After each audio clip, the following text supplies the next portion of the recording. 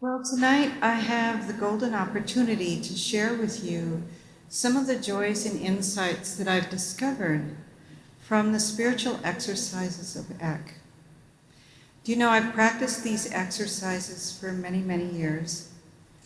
They've brought me new ideas. They've brought me answers to questions. They've brought me opportunities to solve challenges in my life.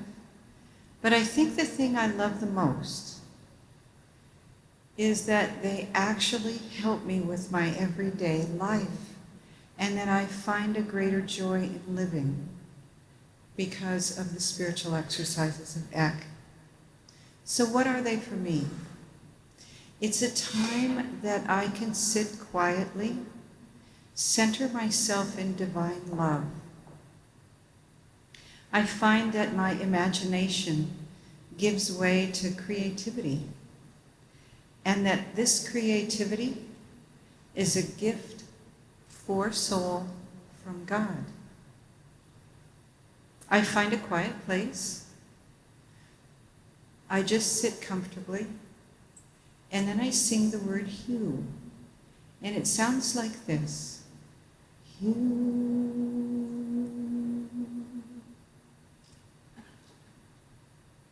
It is a gift of love from the divine. And when I sing this song, it sings back to me. I listen, and I hear its guidance. It's rich. It's so rich. So I wanted to share 3 things with you. I have learned that I am soul, that I do not have a soul, but that I am soul, that I am a divine spark of God, and that I am loved and cherished by the divine. I believe that every single one of us is soul, and that this deep well of love and understanding just awaits our discovery. And for me, the spiritual exercises of ECK have helped me open the door to that discovery. So I want to share a couple things with you tonight. One of them is a spiritual exercise in dreaming. Dreaming has always been very important to me, even as a little girl. And I discovered that it was a time that I continued when my body slept, that my body needed the restorative sleep. But while my body was resting and I was sleeping, I was very awake and very alive. And as soul, I just continued all my wonderful journeys. When I was a little girl, about 8 or 9, I became frightened of grasshoppers. Oh, that sounds silly, but those little creatures scared me. They'd jump up on me and I would flick them away and scream. Well, I have a brother 2 years older, and that was all that he needed. He loved to tease me with grasshoppers. Now, he was very creative. He had found some secrets of divine creativity. So he put them in my closet. He put them in my dresser drawers. He put them in my bed at night.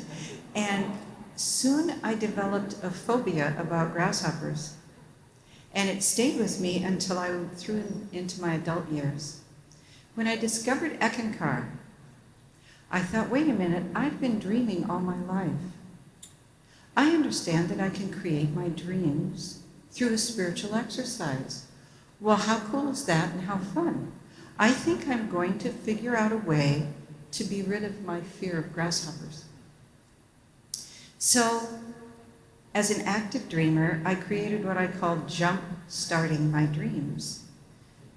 I hold the thought, the question, the quest that I'm going to have in my dreams. I hold it just lightly in my consciousness, and then I just slowly sing the word hue and go into my dream worlds. I asked my spiritual teacher, the Mahanta, also known as the Dream Master, could you help me with this fear of grasshoppers? I held that lightly and went into my dreams. I found myself in a well, a really deep hole. I couldn't get out. It was way over my head. So I started screaming, "Help! Somebody help!" And I heard this voice, and it said, "I can help you." And I looked up, and there was an enormous grasshopper looking down into the well. And he said, "Now here's what we're going to do. I'm going to lower my antenna down into the well. You're going to grab that, and I'm going to back up and pull you out." I had no choice. Okay. So he did that. As he slowly pulled, I slowly came out. Now I am face to face with an enormous grasshopper. But all I know is that I love this soul so dearly. There's so much gratitude in my heart for having him help me out of this well. The more love and gratitude I gave him, the more he shrank. Pretty soon he was the size of a normal grasshopper, and I just picked him up and I gave him all the love I could as I looked at him, and I rubbed his little grasshopper head, and he jumped away, and I woke up. And to this day, I could have grasshoppers jumping all over me. I'm okay. I'm okay.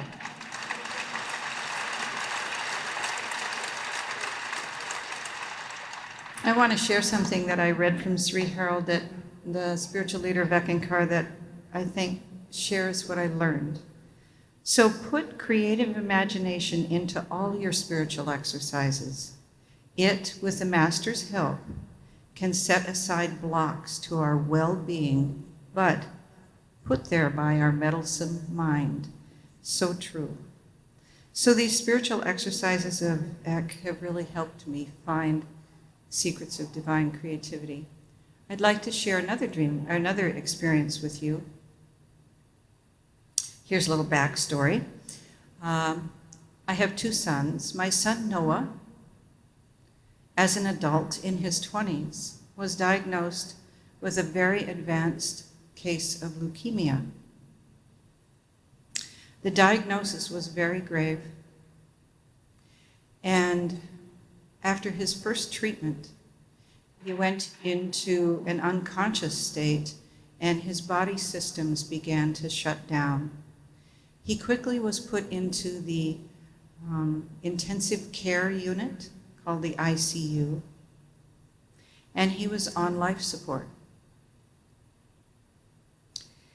Thankfully, I had been practicing the spiritual exercises. I missed being able to look into his beautiful, beautiful brown eyes. So one morning before I went to the hospital, I sat quietly and sang the hue, and I asked my spiritual guide, my teacher, the Mahanta, can I just see him for a minute? Can I just look into those beautiful brown eyes for just a minute? And I slowly drifted into my spiritual exercise. I found myself in my inner worlds in a park. And there was my son sitting on a park bench. He was surrounded by men in maroon robes. I went and sat next to him, and the men in the maroon robes faded away, and I said, Noah, who are those men in the maroon robes? He looked at me with those gorgeous brown eyes, and he said, oh, Mom, well, we were just talking about whether or not I was going to go or I'm going to stay. And I went, oh, what did you decide? And he said, we didn't decide, Mom. They just told me that if I stay in this body, it's going to be really, really hard, Mom. And then he started to fade, and we only had a minute to say, I love you, and he was gone. Well, my general routine was to get up and go to the hospital, so I did that morning, and I spent the morning with my son, and then I would go downstairs, and I would have a break and have my lunch. So I went downstairs into the cafeteria, had my sandwich and soup, sat down at a table, and it was like someone just lifted me up. I found myself standing up, and I heard a little voice that said, go to your son's room. So I took my tray and went upstairs to the family room.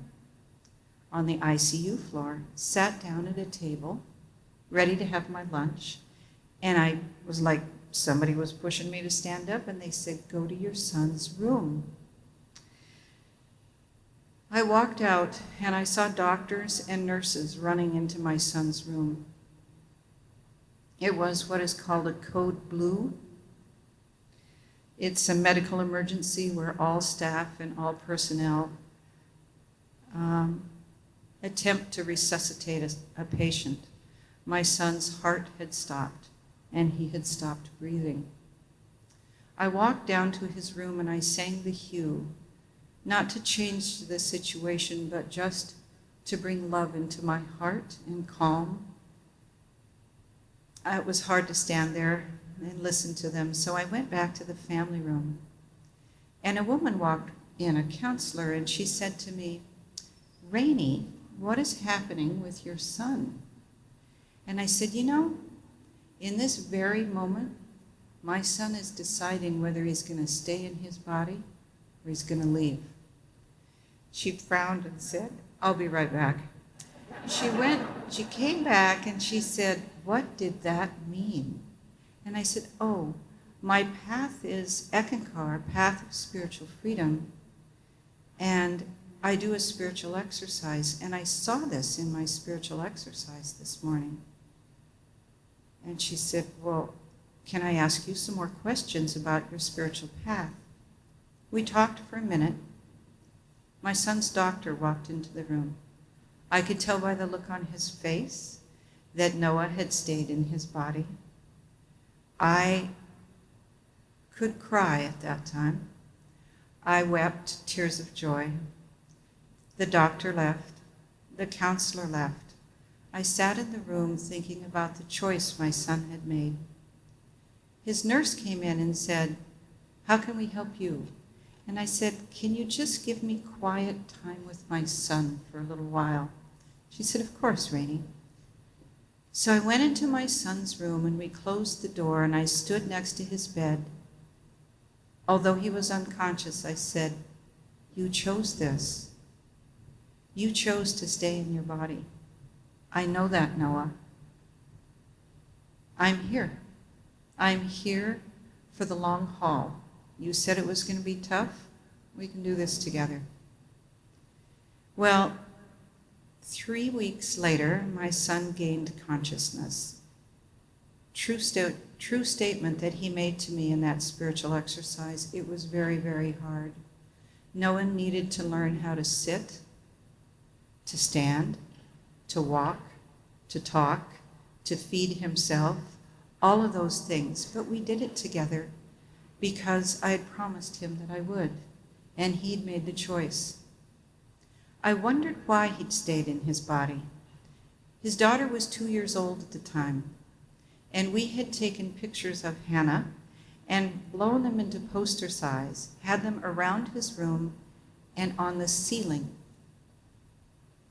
I sat on his bed one day and said, so Noah, why did you stay? He could just barely move, but I watched his hand slowly move over and tap my leg. And then he made a fist and put his thumb in the air, and then his eyes went up, and he looked at the ceiling at his daughter, picture of his daughter, and I said, ah, you stayed for love.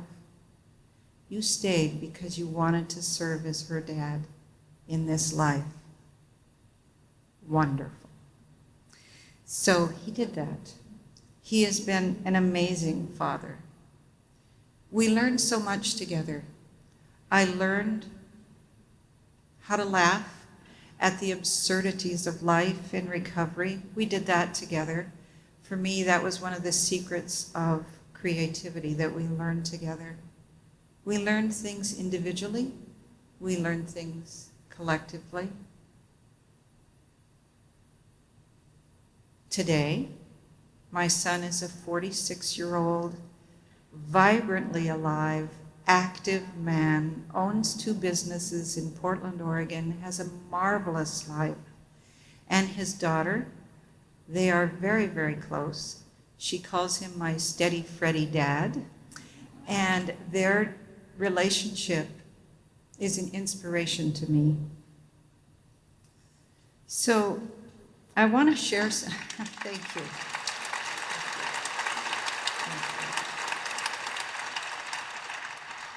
I want to share something that I think is really appropriate from Harold, Sri Harold Klemp, the spiritual leader of ECK. It reads, "Soul in its pure state is a survivor. There is always a way, but we must exercise our creative talents." Together, Noah and I exercised a lot of creative talent. So I want to just thank you for letting me share these stories. And I want to end with where I started. You are soul. You are a divine spark of God. You are deeply loved and cherished by the divine. And soul's gift of creativity leads to this discovery. So I invite you to open your heart to the secrets of divine creativity that lie within you. Thank you.